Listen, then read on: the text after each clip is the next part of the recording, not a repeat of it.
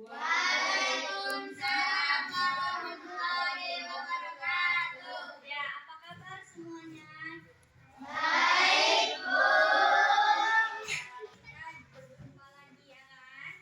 Nah, jadi sekarang Ibu tanya, apakah semuanya sudah makan siang? Sudah, Bu. Oke, sehat semuanya? Sehat, Bu. Oke, kita berjumpa lagi tapi dengan tema yang berbeda ya kan? Nah, sekarang kita membahas tema 6, subtema 1 dan pembelajaran 1. Tapi sebelum kita memulai pelajaran, alangkah baiknya kita berdoa terlebih dahulu. Berdoa yang dipimpin oleh ketua kelasnya. Setelah berdoa kita menyanyikan lagu wajib nasional yang dipimpin oleh ketua kelasnya ya. Oke? Oke, baik ketua kelas silakan. Siap, gerak. Sebelum kita belajar, marilah kita berdoa menurut agama masing-masing. Berdoa dimulai.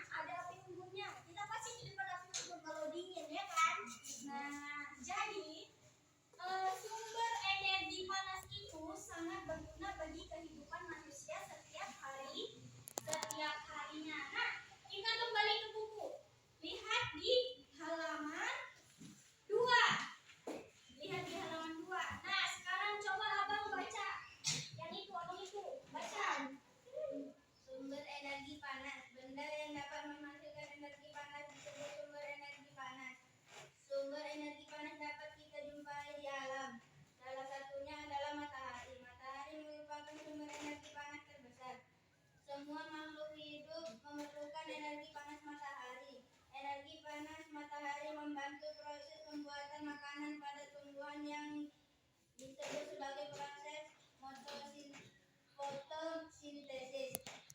Makanan yang dihasilkan dari hasil fotosintesis menjadi sumber energi bagi makhluk hidup lainnya, termasuk manusia.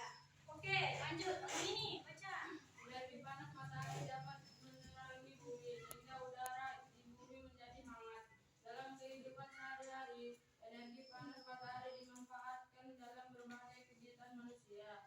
Misalnya, mengeringkan garam Misalnya, panas matahari digunakan untuk mengeringkan setelah dipanen, lalu mengeringkan garam, mengeringkan ikan asin, bahkan untuk mengeringkan pakaian yang basah. oke, lanjut kakak Belaka.